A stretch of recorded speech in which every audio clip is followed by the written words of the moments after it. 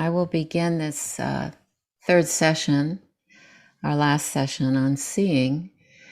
And what I hope to do this morning is pull the threads together that were introduced Friday and Saturday, and hopefully leave you with a kind of framework to investigate a deeper inquiry into the art of seeing. And I hope you don't get tired of hearing this, but I think it's important to keep our attention on this insight of Krishnamurti's. It is very important to understand that the act of seeing is the only truth. There is nothing else.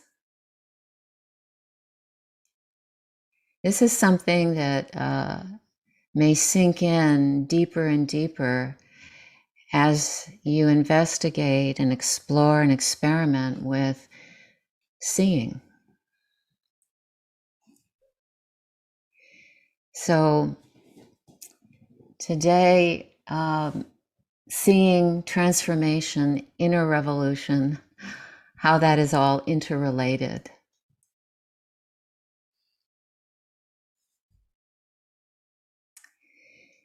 So Krishnamurti says it is very important to learn to see, to observe.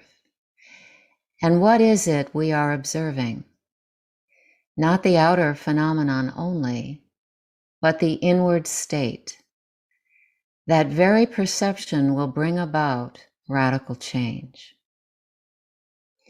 I mean, we have, of course, explored this earlier, but the question, what are we observing, is really fundamental. I mean, we automatically see the external. It's our inward state of being that we generally ignore, forget about, and don't see.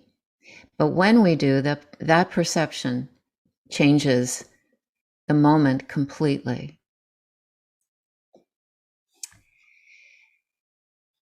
Now, this is a very interesting statement from Kay. To bring about such a change in ourselves is a lifetime's work. Not just something for a few days and then to be forgotten. It is a constant application, a constant awareness of what is going on within and without. I know we all recognize this, at least intellectually. We recognize that the inner awareness that we're all exploring is a moment-to-moment, day-to-day, year-to-year exploration, needing a great deal of attention on our part and persistence.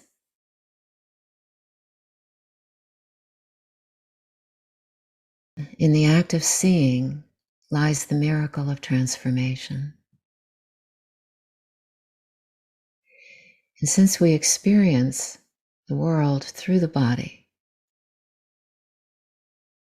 to stay in closer touch with the body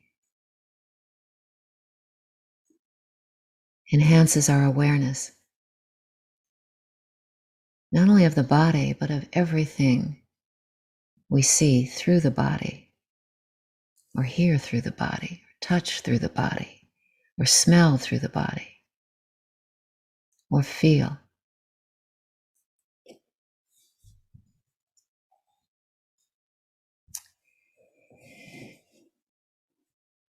So, in this self-observation that Krishnamurti proposes is the foundation for a quiet mind,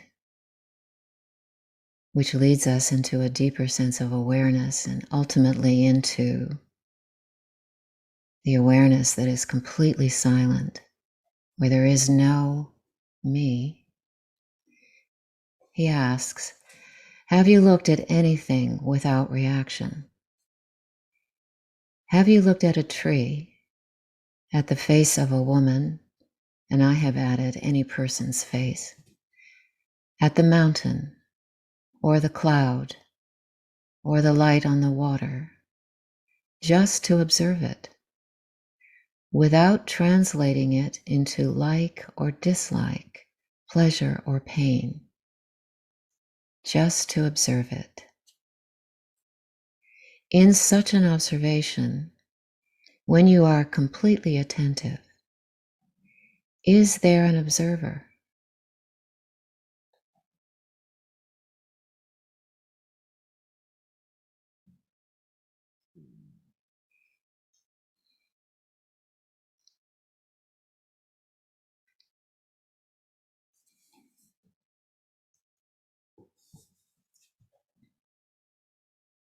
He says we have to lay this foundation, which is to understand what you are.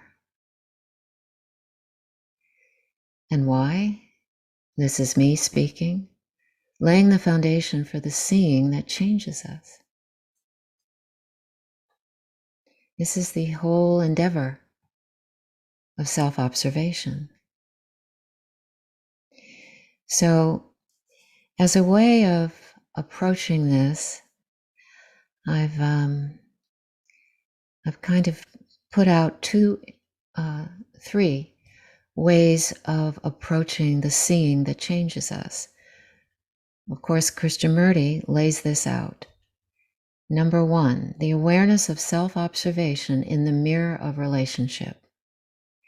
Seeing my reactions, whether it's to a flower or a bee or a crying child or a barking dog, seeing my reaction. Seeing my anger, seeing sadness, seeing my fear, jealousy, pride, stubbornness, worry, just simply seeing it. Seeing it without analysis, judgment, or condemnation. The seeing changes us to some extent. We learn from what we see. In the seeing of self-observation, I look at my own responses and behavior and at the thoughts that trigger my reactions and emotional responses. I look at it. It's interesting. It's teaching me something about myself. I begin to see how I am conditioned by the past, by memory, tradition, culture, belief, fear, and authority figures. This seeing reveals what hasn't been seen before, and therefore there's a new understanding about myself. It unmasks the hidden causes of psychological suffering. I begin to see why and how and what my suffering is. I look at the thought that triggers conflict, anxiety, anger, etc., and I see that when I am angry, I am anger.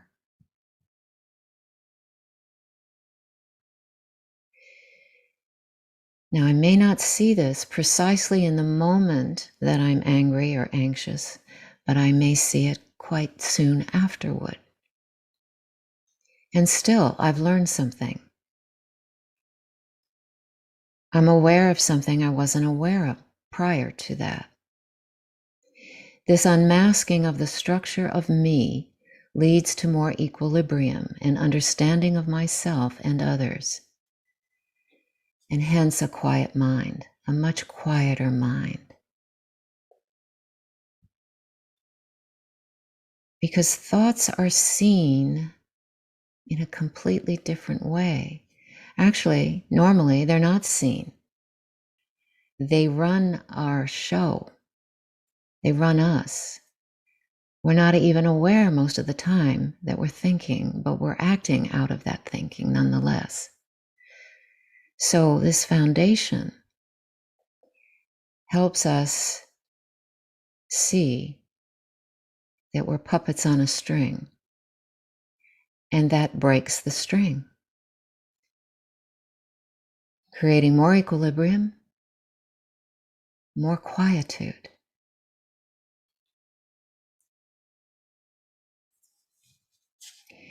Now, I'm proposing a second pillar of the foundation, which is seeing with the whole of our being. Now, Christa Murty speaks of seeing with the whole of one's being. So this is not original with me, but it is one of the reasons we went through earlier this sensation of the totality of our body. Because as self-observation becomes more intrinsic to the way we look at ourselves, the noise in the head quiets down. There is more inner silence available to see with the totality of my being. All our senses can be engaged in the awareness of seeing, not just the physical eyes. The entire being, the inner being. This can be more easily experienced by us in the beauty of nature. And some of Krishnamurti's, or all of Krishnamurti's descriptions of those kinds of encounters with the immensity, he would call it, or the immeasurable, this perennial awareness, took place when he was in the natural world. Not exclusively, but quite often.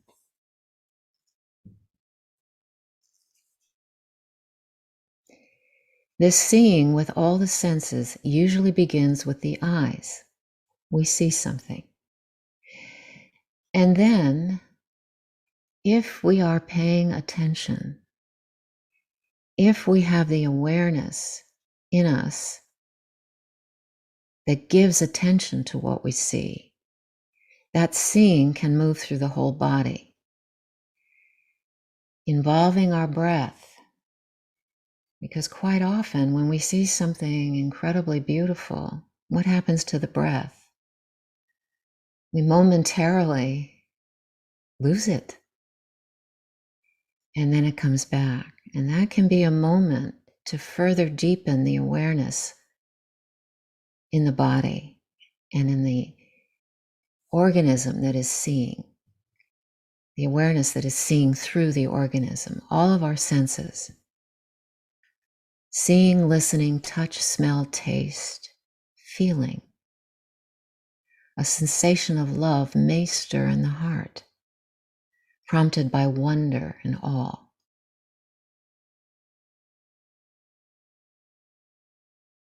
Our awareness encompasses the intimacy of the whole body-mind sensation to what is seen. The silence in the seeing is such that the sense of subject-object, or sense of being separate from what I see, may disappear, or it may not. But a deeper relatedness does arise, an awareness that can unify. When we look at something incredibly beautiful and we give it our attention, the thinking mind disappears, and we are actually looking into our own beauty.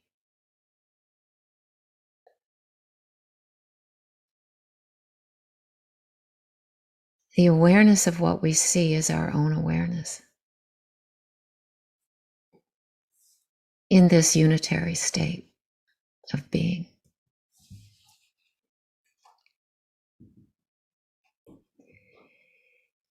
If, excuse me, if the mind goes completely silent, There may be a direct experience of union or oneness. There is no subject-object. The observer is the observed. The me is gone. Kay sometimes referred to this as communion.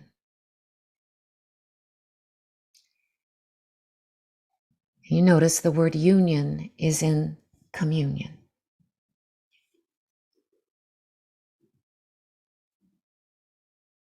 There is no more duality.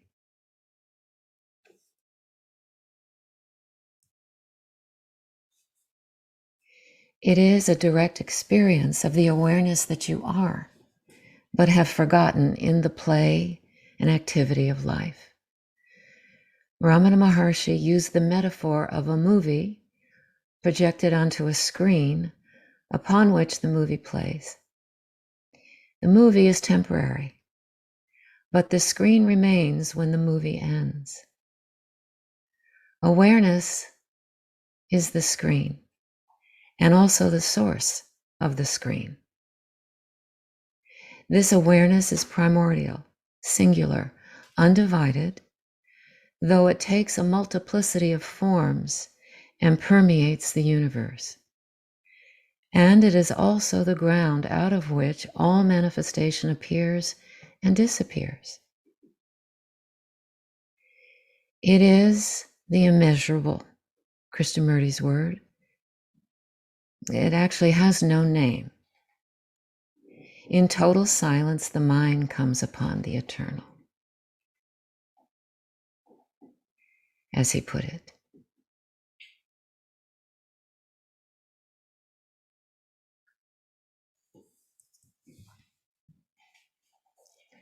Now I'm going to read to you a passage from Krishnamurti's notebook that is what we just spoke about. He says, he was out on a walk. We were going up the path of a steep wooded side of a mountain and presently sat on a bench. Suddenly, most unexpectedly, that sacred benediction came upon us. The other felt it too, without our saying anything. It seemed to cover the mountainside across the wide extending valley and beyond the mountains. It was everywhere. All space seemed to disappear. What was far, the wide gap, the distant snow-covered peaks, and the person sitting on the bench faded away. There was not one or two or many, but only this immensity. The brain had lost all its responses. It was only an instrument of observation. It was seeing, not as the brain belonging to a particular person, but as a brain which is not conditioned by time-space, as the essence of all brains.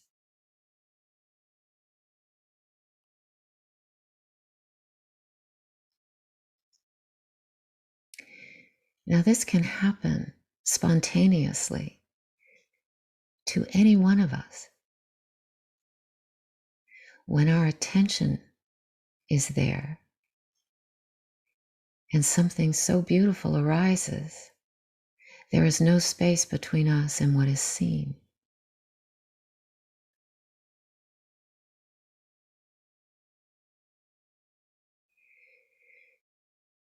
And if the mind goes really totally quiet, the immensity of this presence of awareness appears. It was always there. It isn't something that just was never there. It's always been there. It's always been in you, in us, in everything.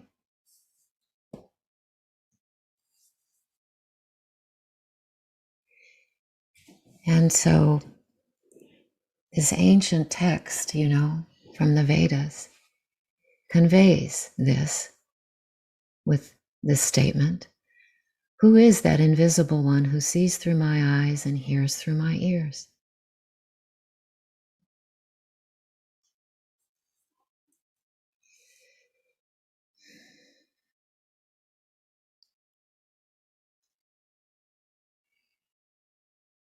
So another moment of internal awareness.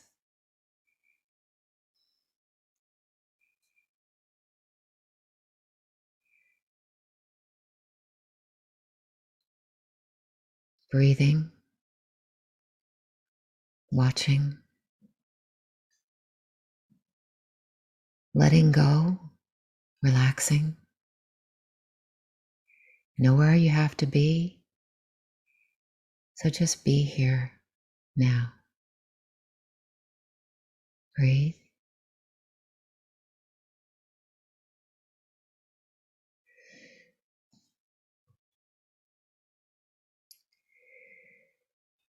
And I would like to leave you with these two questions. They're my questions too. What is your relationship with what you see? What is your relationship with stillness, with the awareness that is silent?